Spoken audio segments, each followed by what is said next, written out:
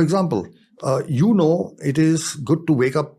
Your higher brain will tell you it is good to wake up early and do a morning walk and do yoga. Your lower brain will want you to sleep. The hot brain goes by instant gratification.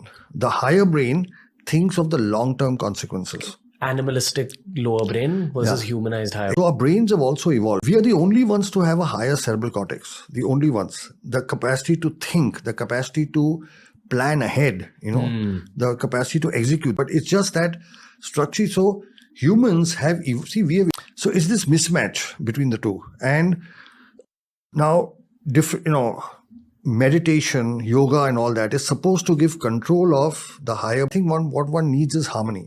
So the lower brain is dependent. We call it the hot brain and the cold brain. It's actually situated lower. It's not actually a lower brain, but yes, it is very similar to the brains of animals. So one needs to, once you understand that you have these two, now you can bring about balance. Okay. So if you know that you have to study to do well in an exam, now doing well in your exam, I'm just using that as an example. If it is important enough, your higher brain will automatically overrule the lower brain. When your lower brain wants to sleep more and your higher brain says get up and study, if what the higher brain wants is important enough, it will automatically override the lower brain. Nobody wants to meditate, okay? There's a quote I read once that helped me a lot to stay disciplined through my fitness journey or my meditation journey or my business career.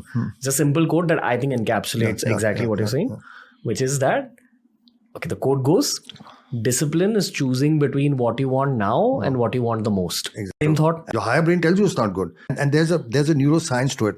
But the lower brain is still the same. So there's a neuroscience to what you're saying. It's basically you reworking that same neural pathway. If you have a long-term goal, it's one neural path. Keep reworking it. Absolutely. And eventually discipline becomes easy because you realize, that's where I have to be anyway. Yeah, you said it perfectly. I think that's what Gaur Gopal Das said about the core message of the Bhagavad Gita as well. So what I'm talking about, having a definite chief aim in life, sense of purpose, but I'm trying to structure it more finitely. Sure. Just saying have a purpose is very generalized. But if it is definite, it could be anything, but it's got to mean something to you. Okay. Because then your higher brain takes charge.